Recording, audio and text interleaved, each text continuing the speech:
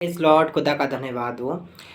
मैं एक बात आपके संग शेयर करना चाहता हूँ। जब हम वर्शिप कर रहे होते हैं तो हमें एक उम्मीद होती है कि परमेश्वर वो कार्य कर देगा जो हमसे नहीं हो पा रहा है। और उसी तरह जब हम चिंता करते हैं तो चिंता करके हम कुछ भी नहीं कर सकते हैं, अपना बीपी ही बढ़ा सकते हैं और परेशान होंगे, डॉक्टर के पास जाएंगे। लेकिन जब हम वर्शिप करेंगे तो हम वर्शिप करके परमेश्वर के पास जाके उन सारी चीज़ों को हिला सकते हैं जो अभी तक हिल नहीं रही थी, जो हमसे हो नहीं रहा था। वर्शिप वो काम कर सकती है। इसी तरीके से कई बार ऐसा होता है कि हमारे मन में गुलाब जामुन खाने की इच्छा हुई और कोई हमारे घर में ले आया, या हमें कोई ड्रेस पसंद आई, किसी ने हमें गिफ्ट कर दी।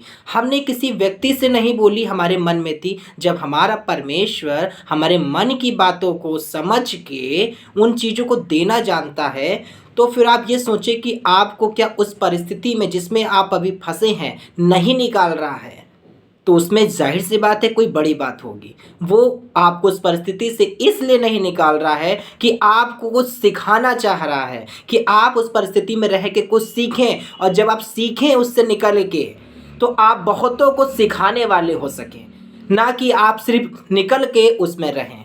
इसलिए परमेश्वर कई बार हमें उस परिस्थिति से नहीं निकालते हैं, वो हमें सिखा रहे होते हैं कि हम दूसरों के लिए बहुत आशीष का कारण बने।